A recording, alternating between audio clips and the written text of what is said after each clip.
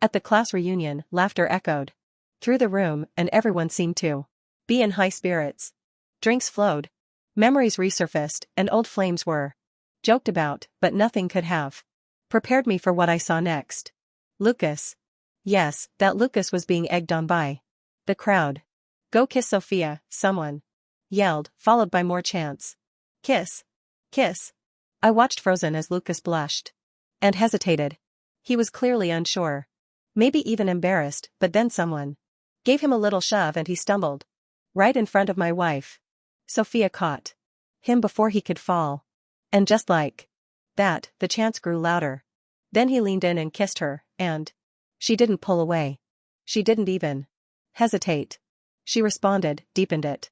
Her hand reached up, fingers tangling in his hair, and she kissed him with an intensity that stunned me. Cheers erupted. Laughter. Clapping. Not a single person there knew that Sophia and I had been married for 4 years.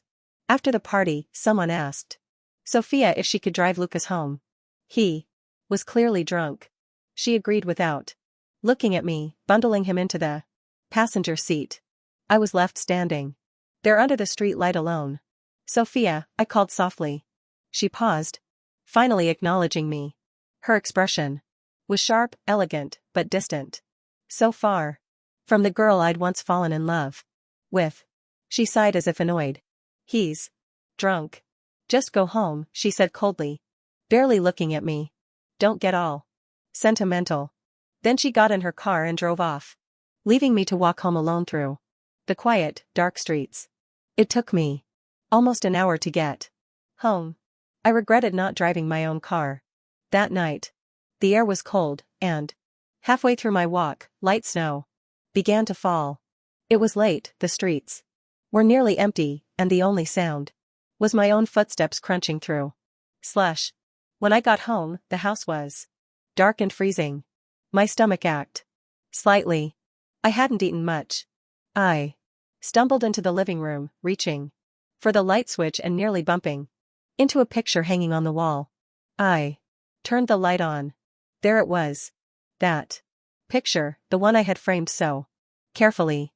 It was of Sophia back in our first year of middle school. She had been my deskmate. One day, I sketched her while she slept, her lashes gently brushing her cheeks like butterfly wings in the soft morning light. I remember daring to touch her nose that day, left an ink smudge on her face by accident. She woke up later, when she saw my sketch, she flicked my forehead and muttered, "Troublemaker." I'd clutched my forehead, pretending it hurt. But inside, I'd been smiling like an idiot. I was still lost in that memory when my phone buzzed. It was a message from my friend Raphael. "Are you okay?" he had texted. I scrolled up and saw the videos he had sent a few days earlier. Videos I hadn't had the heart to open until now. Sophia laughing, smiling, not the reserved, distant woman I'd spent nearly a decade with. This Sophia was tender, playful, affectionate. In all the years I'd known her, for years of dating, then 4 more of marriage, I had never seen her look at me the way she looked at him in those videos. She wasn't cold or unromantic. She just saved all her warmth for someone else. They were together in those clips, walking, traveling, checking into hotels. She served him food lovingly, buried her face in his chest like he was her safe place. I barely recognized her. The last video hit the hardest. It was from 6 months ago, the day Sophia officially began supporting Lucas financially. They were standing under the flowering tree outside our old school, that very spot I had once confessed my love to her. There. The video had been recorded secretly by Raphael. He's a teacher now at our old school. He said he just happened to be leaving late that night and stumbled upon the scene. No one else from our classmates knew Sophia and I were married. We never had a wedding banquet. She thought it was too troublesome and I didn't mind. I thought our simplicity was enough. Raphael had known Lucas for years and he told me he'd hesitated before sending me the videos. He knew how much it would hurt. But I guess he also knew I deserved to Know the truth. And then it hit me. What had happened that day 6 months ago? I remembered how Sophia had been moody. Around that time. I hadn't thought much of it then, but now I could see it clearly. Lucas was getting married. That's what had thrown her off. After graduation, Lucas had been pressured into marrying a wealthy woman his parents approved of, even though he didn't love her. But on his wedding day, Lucas ran away. He ran to find Sophia. It all made sense now. No wonder she left in the middle of my birthday. No wonder she didn't even cut the cake I'd bought that night. Her phone rang and she left immediately. Just eat the cake yourself, she'd said. I had no idea she was going to meet him. And the next morning, strawberry red bite marks covered her neck. Looking back now, I see it so clearly. I was always the one who chased her, who stayed, who believed she was the one. I adored her. I gave everything. She always thought I couldn't live without her. But that night changed everything. I finally realized maybe I could and maybe I should. She had said it while rushing out the door. Just eat the cake yourself. I thought it was some kind of urgent work matter, something that couldn't wait. But in the video, it wasn't work. It was Lucas. When she first met up with him that day, her voice had carried a quiet shock. Weren't you supposed to get married today? She asked. Lucas, usually composed and put together, looked like he was on the verge of breaking. Holding her hand with tearful eyes, he poured out everything he'd buried inside. He said she was the only one he wanted to turn to. Sophia didn't say anything at first. She just stood there silent. But when Lucas turned to leave, she called out, "Wait." She stepped forward, hugged him from behind, and kissed him. Then out of nowhere, she offered, "I'll support you. 50,000 a month." Lucas tried to push her away. Furious. "Sophia, don't go too far," he said. But his hand eventually fell to his side, his anger dissolving into a look of quiet humiliation. He probably needed the money. Someone in his family was unwell. And just like that, she started supporting him. But from what I saw, her feelings for him were not those of someone just helping out. They weren't casual, weren't friendly. They were deep, emotional, maybe even obsessive. The early videos my friend had sent weren't planned. They were just moments he stumbled upon. Lucas lived near the school and my friend, a teacher there, often ran into them together.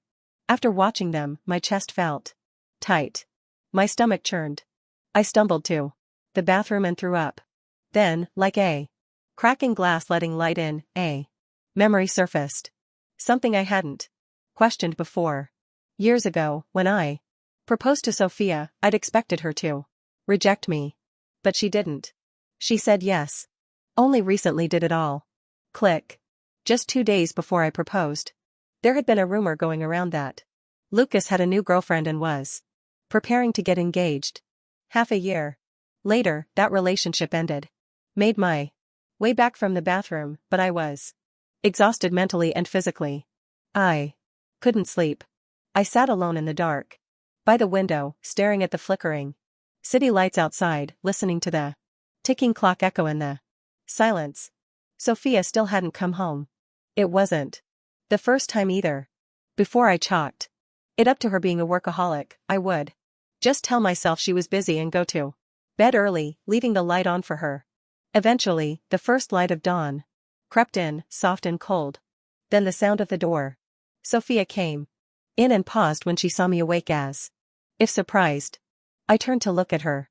She didn't say a word. Her expression was calm. Too calm. If I hadn't seen the videos, seen her passionately embracing him, I might have believed that this was just her normal way. But now I knew better. She gave me one glance, then looked away. That's when I saw them. Faint marks on her neck. Strawberry colored bite marks. Something inside me acted. Not sharp pain, but a quiet, slow sting, like an old wound being pulled open again. I stood up slowly. Maybe it was the cold from last night's snow. But Everything inside me felt frozen. Sophia, I called out softly. She stopped in her tracks. I shifted my numb shoulder inside. My voice felt strange in my own throat. Let's get a divorce. When I said it, Sophia didn't react. She kept changing her clothes, calm as ever. I wasn't even sure if she had heard me. Only when she reached the door did she pause, like the words had finally reached her. What did you say? She asked, turning around while tying her dress. I didn't answer immediately. I just looked out the window. Then I reached for the wedding ring on my right hand, one I'd rarely taken off in all our years of marriage, and placed it on the table. Did you hear me? I asked. The diamond caught the light. It sparkled dreamlike. I'd always worn it. Sophia, on the other hand, had never worn hers. She'd never cherished the little things that mattered to me. As the ring hit the table with a small, sharp sound, I saw something flicker in her eyes, a crack in the calm. But just as quickly, it vanished. She finished tying her dress and frowned slightly. Don't be childish, she said. I have a lot of work today. I'm going to the office. And with that, she opened the door and walked out. It was only then that the exhaustion truly hit me. I turned and collapsed on the bed. The blanket was cold and damp, untouched all night. It took a while to feel even a bit warm. I smiled faintly, shook my head. Sophia. Oh. Sophia. I whispered into the silence. Had I been stuck in place all these years, or had she simply forgotten to take a step forward with me? Had she forgotten that I wasn't young anymore? That I no longer had the reckless courage to keep chasing her? Later that day, I went out for some air. By evening, my friend messaged me. She and Lucas are sitting by the bench under the flowering tree outside the school. I drove over. When I got out of the car, I didn't walk straight up to them. I stood at a short distance to their right, quietly watching. Lucas hadn't changed much. He still had that carefree, youthful energy, laughing like he was still in high school. They were sitting together on a bench, a row of winter-blooming Sharon trees behind them. Sophia looked agitated. She kept checking her phone, staring at it, then putting it away again and again. Eventually, she pulled it out once more, hesitated, and tapped on the screen. My phone vibrated. I pulled it out. A message from her on WeChat. What are you doing? I stared at those words for a long time. Something about them made me want to laugh. It was the first time she had ever messaged me first.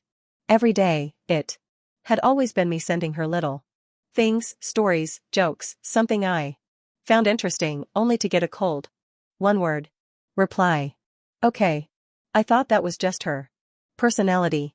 But watching those videos, I realized she had spoken more to Lucas in those clips than she had to me in all our years of marriage.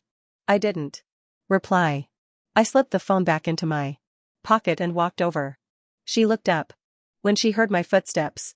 For a second, I thought she might panic, might show a flicker of guilt, but her first instinct was to reach out and shield Lucas. The surprise in her eyes vanished quickly, like she knew I wouldn't do anything. Maybe she thought I still couldn't leave her, that I would always keep chasing. Lucas looked uneasy, glancing at me. I ignored him. I reached into my bag, pulled out the divorce agreement, and handed it to her. Here, I said. Take a look. If everything looks fine, we'll sign it. Sophia took the paper, her usual calm. Faltering disbelief spread across her face. And for the first time in a long while, I finally saw her react. As she read the words on the divorce papers, I didn't wait for her to respond. I turned quietly, walked back to my car, and opened the door. Look it over carefully, I said, my voice steady but hollow. Give me a call when you've decided. I got in, started the engine, and drove off. In the rearview mirror, I caught a glimpse of Sophia standing. She took a few steps toward me. But then I turned the corner and she disappeared from view. When I got home, I dropped onto The sofa, staring at the wall like it might give me some answers. My thoughts were a blur. Eventually, exhaustion crept in, and I closed my eyes. And just like that, I was back in high school, the second year, the day I confessed my feelings to her. My friends had been goofing around, teasing me, hyping me up, pushing me toward her. I remember how hard my heart was pounding. I couldn't see or hear anyone else but her. My best friend even recorded the whole thing, grinning like an idiot behind the camera, and her answer, just one word. Okay, that was it. At the time, I was over the moon. It felt like a dream come true. But a few weeks ago, I stumbled across that old video again. And this time I saw something I hadn't noticed before. In the crowd just behind me, Lucas. Right before she said, okay. She glanced in his direction. He looked away, his expression unreadable. Back then, I hadn't paid attention. But now, that moment hit me like a punch to the gut. I laughed bitterly and tossed my phone aside. The weight in my chest was unbearable, like someone had stuffed my lungs with cotton. All this time, I'd just been a stand-in, a distraction, a substitute for the one she couldn't have, a fool orbiting around her like she was my son. But it had been a one-man performance from the start. No wonder she'd always been so distant. Even though we were still technically together, people around us often assumed we'd already broken up. I sat there in silence, trying to empty my mind when my phone suddenly rang. It was a ringtone I'd assigned just for her, but it had never rung before, not once. I let it ring for a while before finally picking up. I didn't say anything, just waited. Her voice came through, quiet and unsure. Why aren't you at home? I looked around at the apartment, then checked the time. 6:30 p.m. She'd actually come home early for the first time, and I don't know how long. I tapped my bare right hand lightly against the table where my wedding ring used to sit. Have you thought it through? I asked. If you're ready, let me know. We'll go sign the divorce papers together. There was a pause, and then she sighed heavily. Are you throwing a tantrum because of Lucas? I laughed dry and cold. My grip tightened around the phone. Shouldn't I be upset, Sophia? My voice wasn't loud, but there was an edge in it.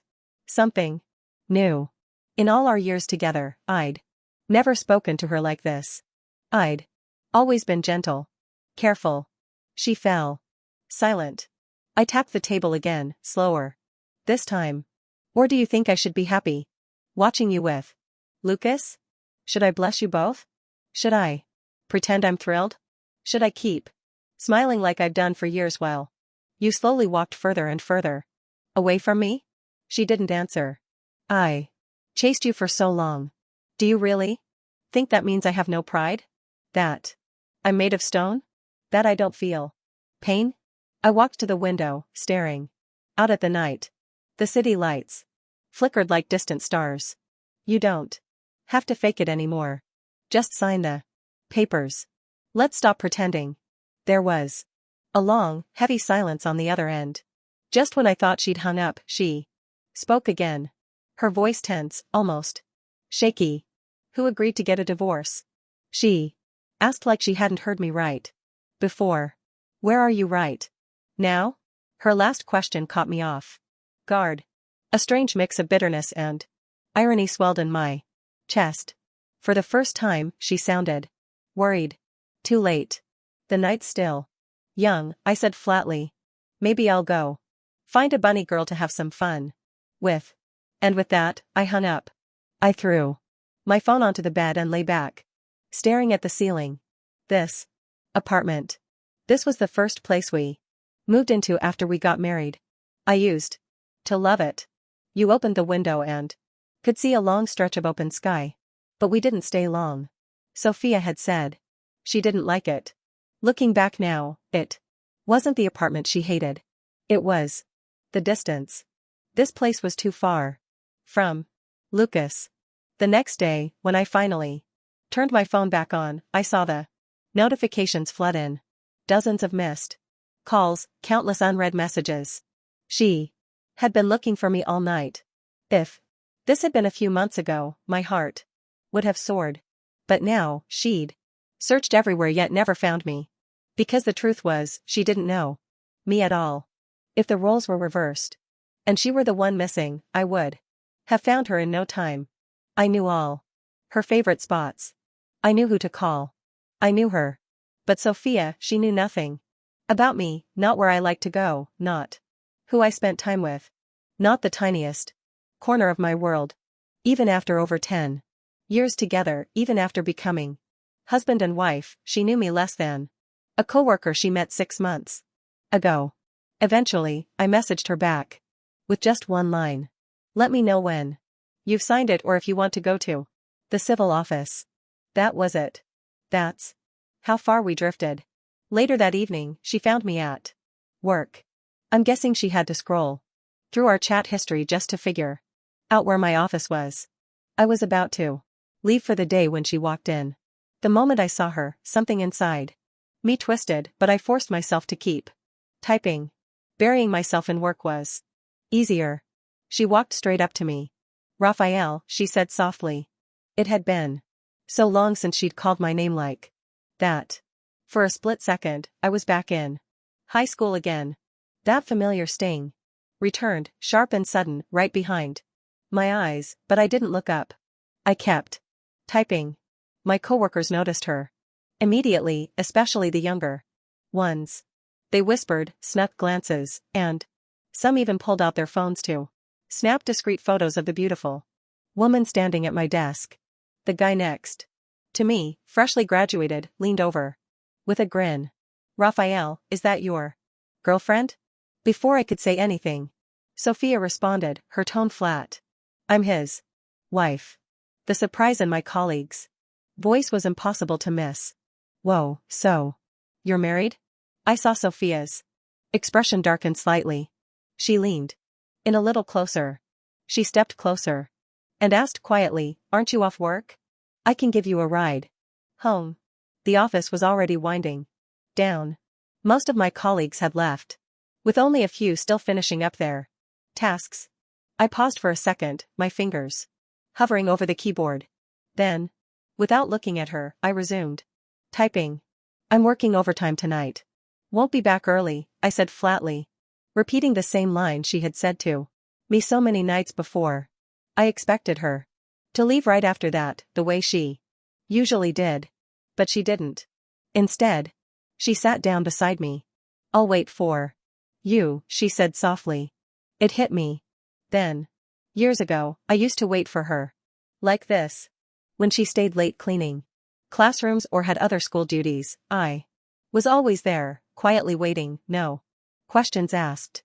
But now, her waiting felt like a puzzle I couldn't solve. Why now? Why hold on when she had spent so long pulling away?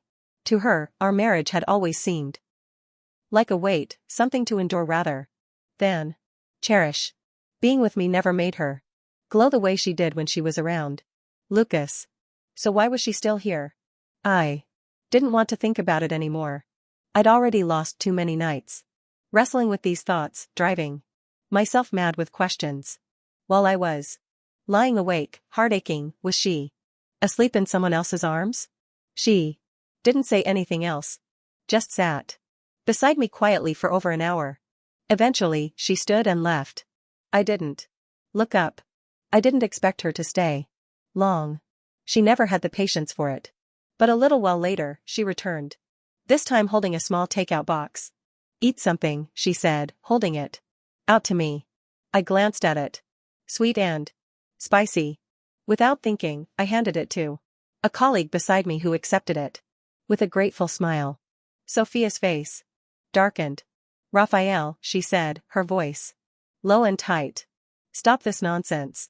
My coworker looked between us, a little confused, and said, wait, Raphael. Don't you hate sweets? And aren't you allergic to spicy food? Sophia froze, her expression blank with realization.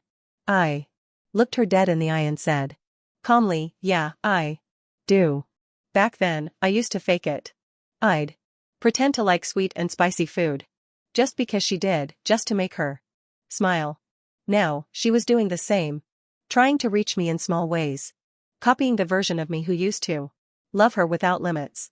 But the roles had reversed. Now, I was the one staying out late, the one who needed space, the one who'd moved out first. Then, one evening, I opened the door to our old apartment, the one we'd first shared, and froze.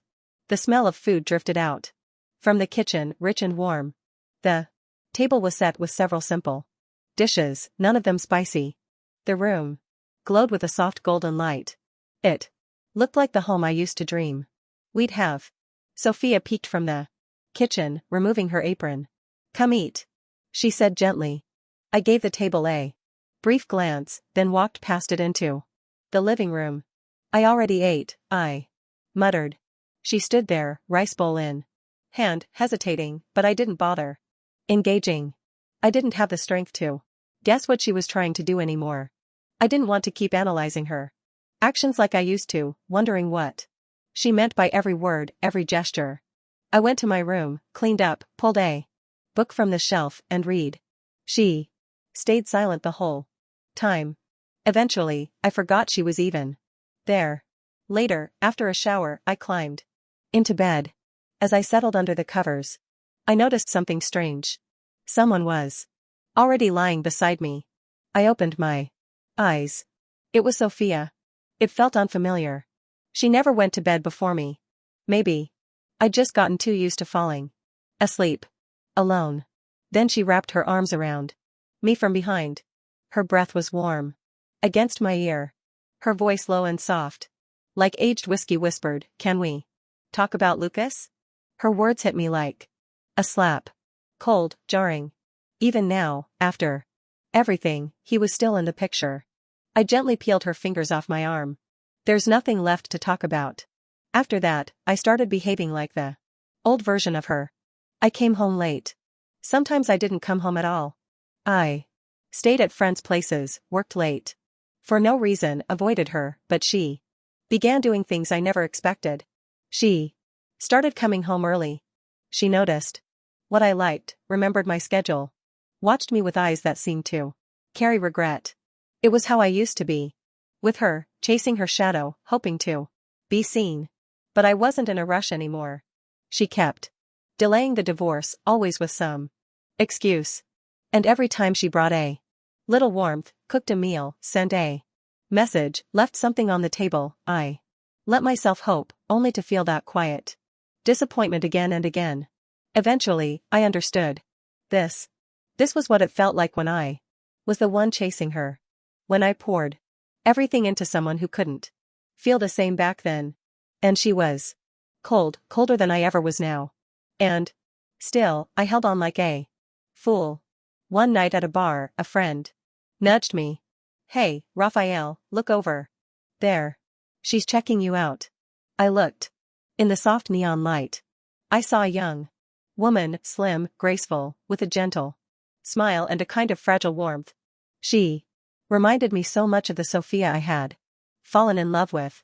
Before I could do anything, she walked toward me, holding out her phone, shyly asking for my number. But before I could respond, someone yanked my wrist from behind. "My name is Raphael." A familiar voice snapped. I turned around.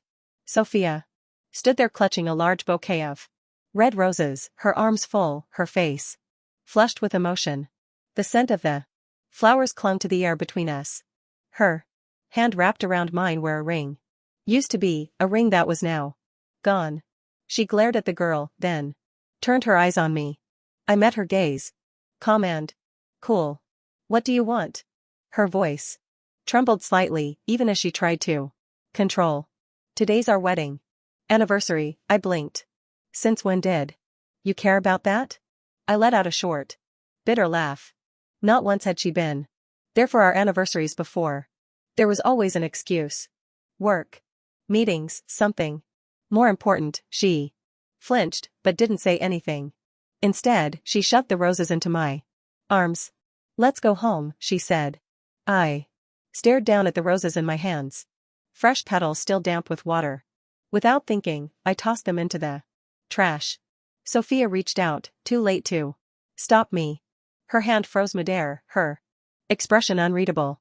My friend, still nearby, leaned over with a half smile. Hey, Raphael's allergic to pollen. Didn't you know that? I gently pulled my hand from hers, avoiding the look in her eyes. They'd gone dark, a mix of confusion and something close to pain. I never rushed her to sign the divorce papers. I didn't argue, didn't beg. But after 6 months of her trying, bringing me meals, waiting for me, remembering the little things I used to do, Sophia finally gave up. She signed. There's a moment when you love someone where you feel the shift, when their hope dies slowly and quietly. It's not usually one big blow, just small things adding up.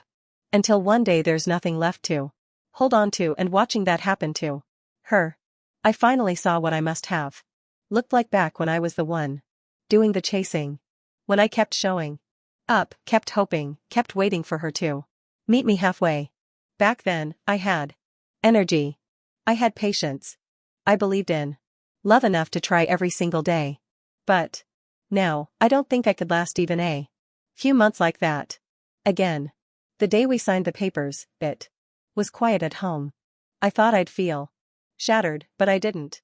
It felt calm, like the storm had passed, and all that remained was silence. Sophia had been drinking. I could smell it, strong and sharp in the air. She never used to drink. As I walked through the room, I noticed the wall. 2 frames hung there. One was a sketch I had drawn of her. The other our high school graduation photo. The one she'd hung herself. I'd always assumed she kept that photo up because I was in it, standing just ahead of her. But looking closely now, I saw it. Her eyes, they weren't on me. They were on Lucas. Maybe if I hadn't been in the way, maybe their story would have been something beautiful, something whole. I turned away, about to take down my drawing of her. But the moment I touched it, the frame slipped and crashed to the floor. Flinched. I almost caught it, but I didn't. Then a hand reached out from behind me, trying to save it, too. Sophia's hand, but it slipped through her fingers, shattering across the floor. A shard sliced her finger. Blood bloomed instantly on the white tile. She didn't even react, just bent down quietly and started picking up the broken glass. Why didn't you catch it? She asked softly. Her voice cracked a little. You drew it, didn't you? She knew. All this time I thought she hadn't even noticed it was my drawing. Tiny glass shards stuck in her fingers, cutting her as she tried to gather the broken picture. I crouched down and took her hand gently. Leave it, I whispered. Some things once broken, they just stay broken. Even if you piece them back together, they're never really the same. Did I feel sorry for her in that moment? Maybe. But mostly, I felt sorry for my past self, for loving so hard without holding anything back, for not knowing that sometimes you need to keep a little of yourself for you. She looked up then, and for the first time I saw it. Her eyes, the way they'd shattered just like the frame. Please, she whispered. Let's not go through with this. Let's try again from the beginning. I didn't answer. I stood, walked over to the table, and signed the papers. My hand didn't shake. When we left the Civil Affairs Bureau, we didn't walk together. I went east, she went west. I didn't look back. It wasn't until I sat in my car that I realized she was still there, standing on the sidewalk like she didn't know where to go next, just staring like a child who missed her stop and didn't know how to get home. I looked away and started the engine. For once, it wasn't me watching her fade into the distance. I knew she'd end up with Lucas. Even during our marriage, that thread had never really broken. So, their announcement didn't surprise me, but their breakup did.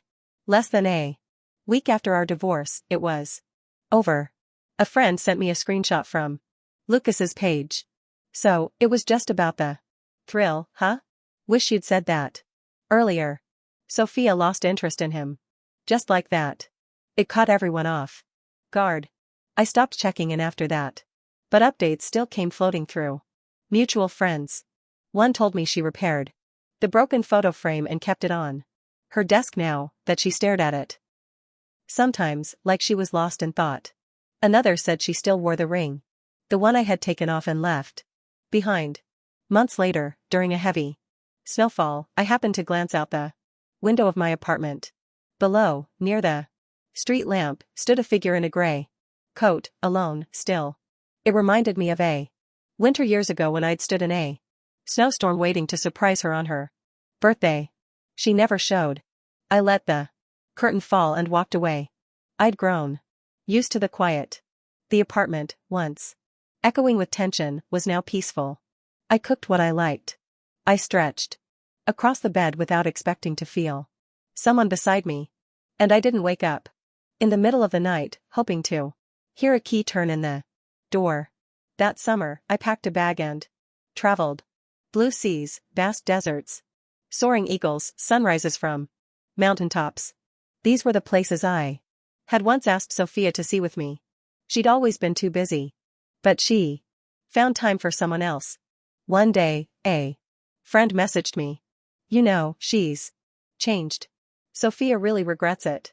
She's still wearing your ring. She hasn't gotten close to anyone else. Maybe you should give it another shot. I was watching the sunrise when I read it. Sitting alone on a rocky peak, the wind cold against my skin, I looked down at the message. Then I typed my reply. Not everything is worth forgiving, and not every beautiful view needs to be shared.